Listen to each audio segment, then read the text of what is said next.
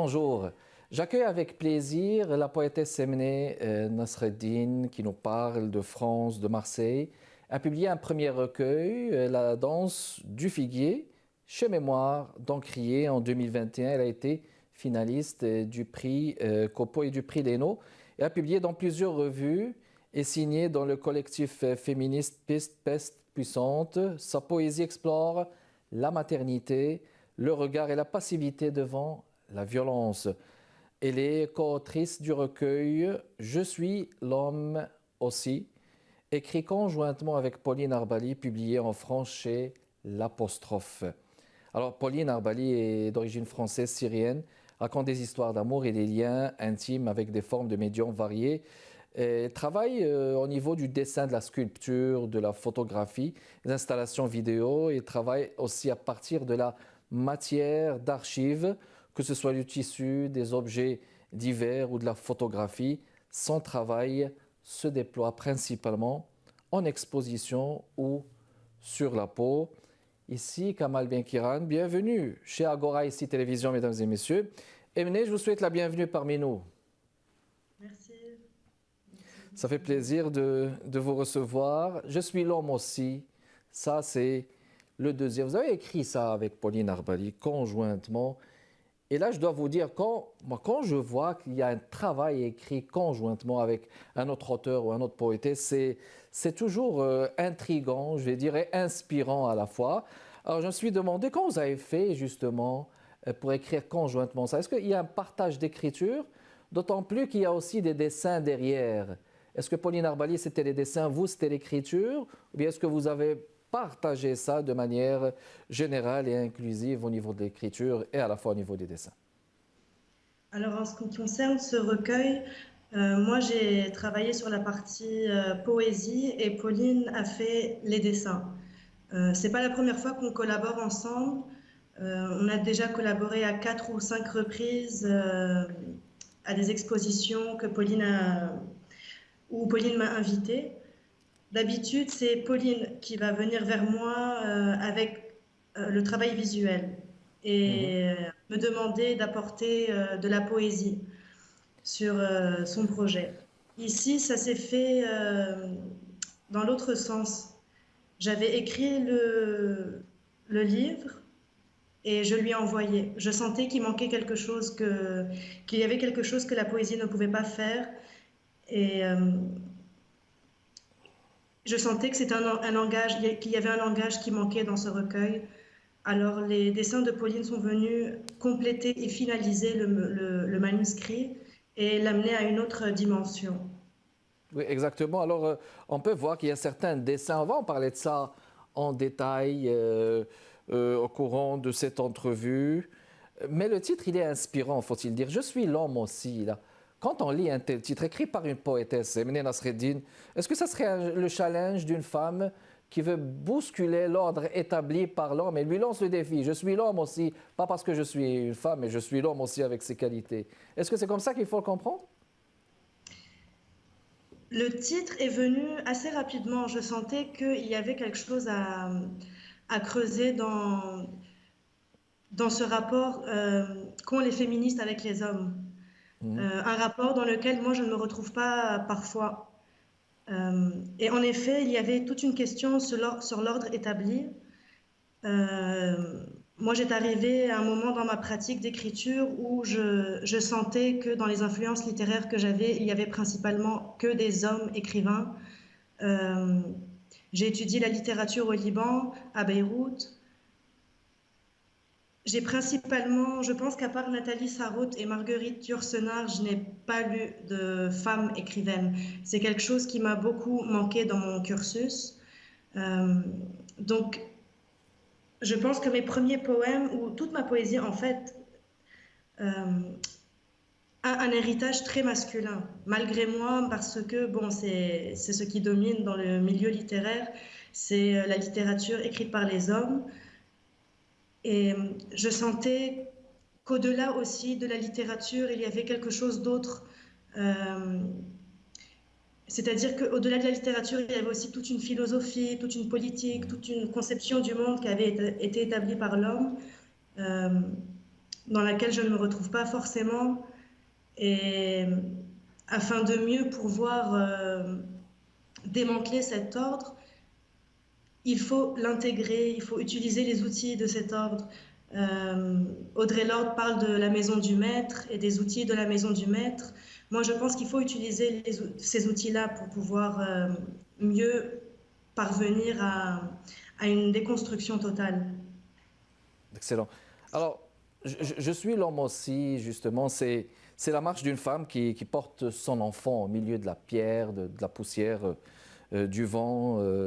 Puis, il y a des chapitres comme par exemple celui de Majnounat Ali. Ce chapitre est déjà une déclaration d'amour, la folle d'Ali qui vient le lui dire. Elle est folle de lui. Majnouna en arabe, mesdames et messieurs, c'est folle de quelqu'un. Ça nous rappelle cet imaginaire arabe, ce magnifique poète Ansar ibn Shaddad qui aimait Leïla et puis qui était vraiment épris d'elle. Alors, le fou de Leïla, comme je disais dans l'imaginaire arabe, c'est quel questionnement justement la narratrice s'adresse-t-elle justement à Ali à travers cette passion et cette folie de l'amour justement? Alors Ali, ici, je pense qu'il a deux visages. Moi, ce recueil, je l'ai écrit après avoir lu Chant de Myriad, le Damas d'Adonis, Mhm. qui est un poète que j'admire beaucoup. Son vrai nom, c'est Ali. Et, euh, et je sais pas, j'ai senti comme un appel après avoir lu son recueil. Je sentais quelque chose de très spirituel.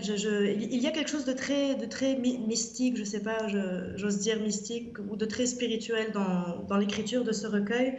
Majnoun et Ali, c'est vraiment cette folie, la dévotion. Euh, Ali, d'ailleurs, ça signifie l'élévation, la transcendance. Je pense aussi il y a un clin d'œil à l'imam Ali dans Oui, l'islam, qui est aussi connu pour avoir été quelqu'un de très éloquent exact. et qui maniait beaucoup le langage à la perfection, on disait.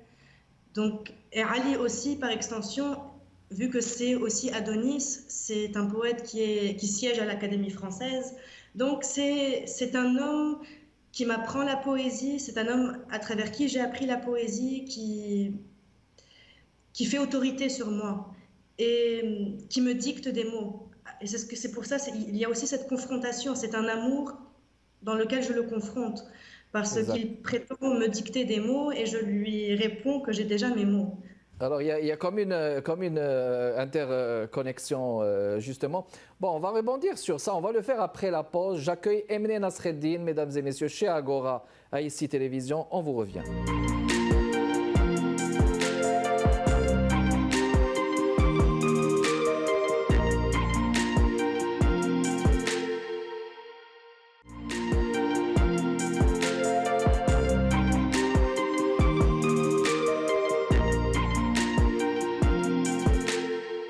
On est de retour avec vous, mesdames et messieurs, chez ICI Télévision Agora, l'émission Agora. Chaque jeudi, 15h30, on parle poésie avec Emine Nasreddin. Ce recueil qui inclut de la texture, des textes et des dessins. On va en parler. Je suis l'homme aussi, Emine Nasreddin, Pauline Arbali, la marche d'une femme qui porte son enfant au milieu de la pierre, de la poussière et du vent. Puis, dans ce processus de la marche, elle pose la première pierre en soutenant qu'il faut casser le moule. Là, je prends un extrait là justement du recueil, qu'il faut casser le moule, préserver l'amour et délivrer la vie. C'est donc une mission de courage et non pas du renoncement, justement. Lorsque j'ai écrit ce poème, je ne savais pas qui était la femme qui parlait. A posteriori, je pense qu'il y a beaucoup d'intertextualité avec le Nouveau Testament. Il y a Ah, un clin d'œil assez ouvert avec la Vierge Marie qui a porté cet enfant qui lui a été insufflé par Dieu. Euh, Casser le moule, pour moi, c'était remettre en question aussi cette maternité qui est imposée euh, dans le Nouveau Testament, ou aussi la maternité qui est imposée en général dans la société. Euh, je sais pas, dans la culture arabe, moi, je l'entendais par mes parents que pour que notre vie soit complète, il faut fonder une famille, il faut être mère, il faut avoir des enfants, il faut que les enfants nous portent dans la vieillesse. Il y a quelque chose qui fait de nous quelqu'un d'accompli en ayant cet enfant à travers la progéniture. Et pour moi, je voulais casser cette chose-là. Et aussi, c'est peut-être là, la réponse vient à la fin où je propose, ou peut-être pas que je propose, mais je réfléchis une maternité à travers l'amitié.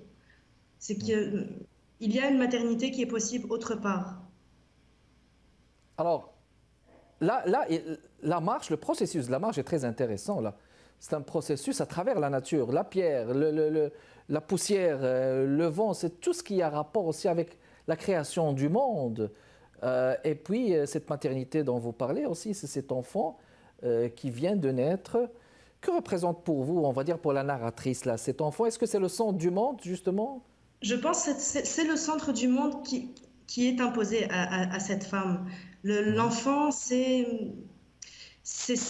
l'enfant fait partie de l'ordre établi. C'est quelque chose qui lui échappe, quelque chose qui lui est imposé. Malgré le fait qu'elle délaisse son enfant, l'enfant va revenir.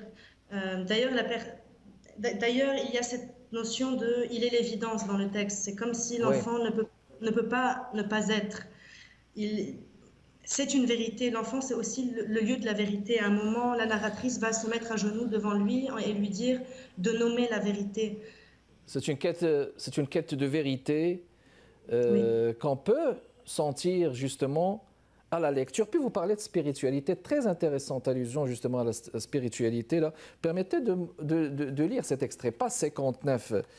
Très inspirant cet extrait. Bon, enfin, tout le livre est inspirant, voyez-vous. Alors, pas 59. Arrivé à la Mecque, j'ai glissé entre les fidèles.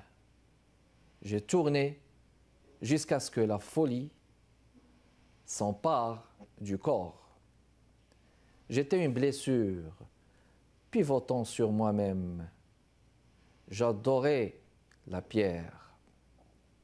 Au 7e tour, mes yeux se sont arrêtés sur Rukn al-Iraqi. Alors, j'ai pris la route vers Al-Najaf. Ben là, on est complètement dans un lieu mythique là, de l'islam. Puis, parler de l'Irak, là, je vous laisse commenter ça, Emily, cet extrait. Alors, cet extrait, c'est la femme va marcher à travers le Yémen, l'Arabie Saoudite, l'Irak. Elle va visiter des sites assez, assez importants dans ce qui touche au pèlerinage. La marche est un pèlerinage et arriver à la Mecque, je voulais montrer cet élan mystique, cet élan spirituel qu'a eu cette femme à ce moment-là. Et peut-être la faire reconnecter à cet endroit, mais de manière plus... Je sais pas si je Plus peux dire simple. vrai, plus vrai, mais Parce c'est que, que... exactement. Parce que là, moi, permettez-moi juste d'acheminer mon impression. Il y a une touche de sainteté dans ce que vous vouliez transmettre, justement. Et c'est ça ce que j'ai senti. Oui, c'est que j'ai l'impression que aujourd'hui c'est un peu démodé ou c'est un peu désuet de parler de religion ou de spiritualité, que ça n'a pas sa place dans la poésie. Moi, je savais très bien qu'en publiant ce recueil avec Pauline, c'était peut-être des thématiques qui ne seraient pas vues comme contemporaines. Alors que pour moi, il y a quelque chose de fondamental. En fait, il y a quelque chose d'originel à rechercher pour pouvoir comprendre le monde dans lequel on vit. Euh, et aussi, euh, peut-être un petit point, c'est que lorsque j'ai écrit ce recueil, un des autres livres qui m'a beaucoup accompagné pendant l'écriture, c'est Le Jardin des Tawassines de Hallaj. Oui, Euh, oui, donc Hallaj pour le moi, poète mystique. oui, Euh, moi, j'assume pleinement ce côté mystique, j'assume ma part de spiritualité. Je pense que c'est comme ça que je suis en paix avec, avec Dieu, je dirais. Parce que aussi je ne me retrouve pas forcément dans la religion institutionnelle, comment elle est avec les dogmes, les normes. Je pense qu'il y a un... C'est pour ça que la femme retourne beaucoup à la matière. Elle retourne à quelque chose de Exact. plus originel, de plus... qui a été moins trahi en fait par le temps. Excellent. Une autre pause et on revient dans les prochaines minutes, mesdames et messieurs. Restez avec nous.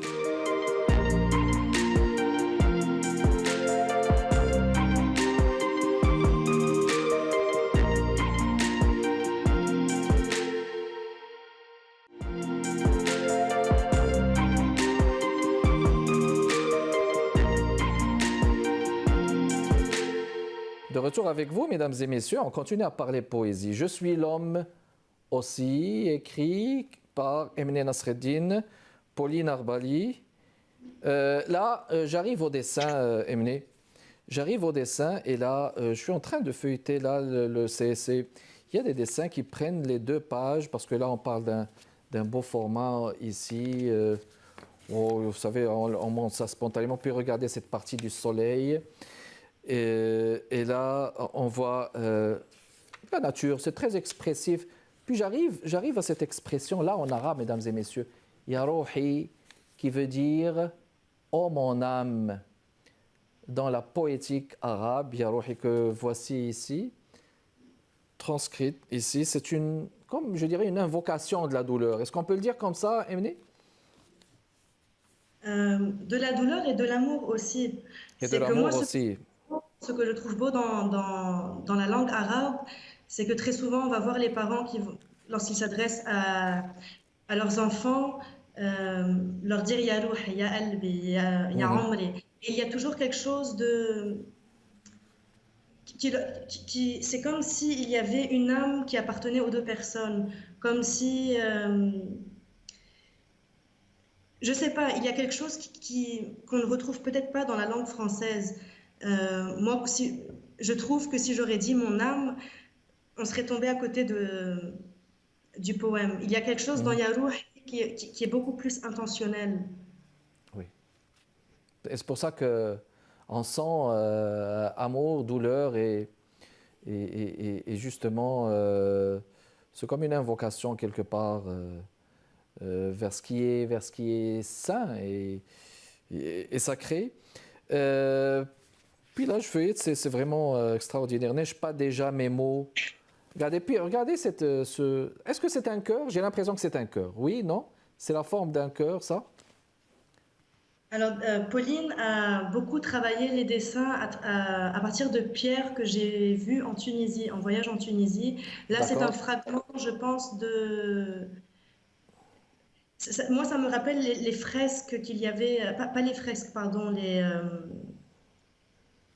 les temples qu'il y avait en Oui, pierre. parce que là, par exemple, il y a comme l'expression, c'est le dessin d'une fleur, et puis ça prend pas beaucoup d'efforts, mesdames et messieurs, pour dessiner. Regardez les sentiers de la nature. Là, on sent la touche artistique. Et sans plus tarder, j'aimerais vous laisser partager avec nous, si vous le voulez bien, un extrait de ce recueil pour mettre au parfum nos téléspectatrices et téléspectateurs du Canada qui nous regardent. C'est à vous. Je traversais le pont de Shahara lorsque Dieu émergea de la montagne entre un soleil et un soupir. Il dit: ton fils te suivra jusqu'à l'envers du monde, il est l'évidence.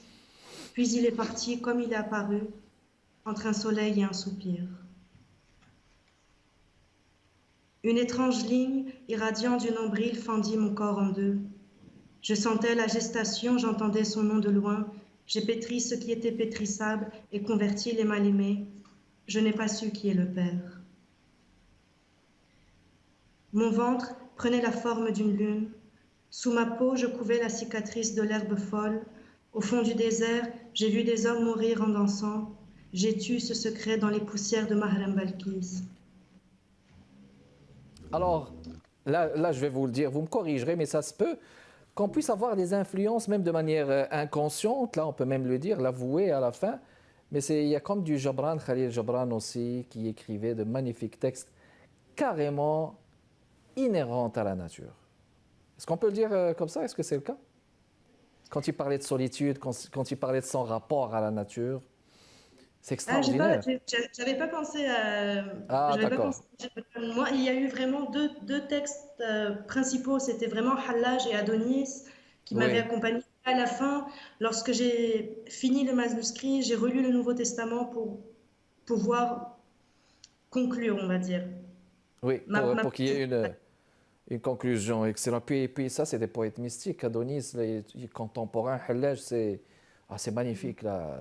Lire Hallaj, c'est un délice pour les yeux et les oreilles. Là, comme vous pouvez le constater, mesdames et messieurs, il y a une touche arabe. Ça pourrait servir à la culture générale. J'arrive à cette question. Vous êtes des auteurs engagés, là. Emine Nasreddin, là. Cet engagement se sent à travers l'écriture de ce texte et à travers justement les dessins. On sent qu'il y a une cohérence. Alors, qu'est-ce que vous pouvez nous dire sur cet engagement, justement? J'ai jamais vraiment pensé mon travail comme un engagement. Je pense que juste étant une poète arabe, le fait d'écrire, c'est un geste politique, malgré moi. Moi, Oui, je n'ai pas d'intention forcément politique, mais vu ce qui se passe dans le monde, vu comment nous sommes perçus, les artistes arabes, les femmes artistes arabes, même si on écrit sur la nature ou sur les fleurs ou sur le vent, il y aura quelque chose dans notre prise de parole qui porte quelque chose de plus grand que nous. oui, Avec Pauline, on a souvent des thématiques qui se rejoignent. Euh, Par exemple, on a beaucoup travaillé sur le deuil, sur l'immigration ensemble, sur l'amour, sur la matière, la terre. Ce sont des sujets qui sont plus parfois ouvertement politiques, parfois qui ne le sont pas. Mais même l'amour, pour moi, il y a quelque chose de très revendicateur dans le fait de travailler cette thématique-là. tout à fait. Puis quand vous le dites, écrire, c'est un geste politique. Ça en pose un geste politique, justement. Puis il me plaît de terminer avec ça, mesdames et messieurs. Il y a la pierre, la poussière, le vent, et l'enfant qui m'habite, et l'homme qui me suit. C'est un plaisir de vous avoir accueilli. Emine Nasreddin, merci d'avoir répondu à notre invitation. On retient ce titre, mesdames et messieurs. Je suis l'homme aussi. Emine Nasreddin, mon invité d'aujourd'hui, écrit conjointement avec Pauline Arbali. Merci de votre continuelle attention. Kamal Benkiran avec vous. Au revoir.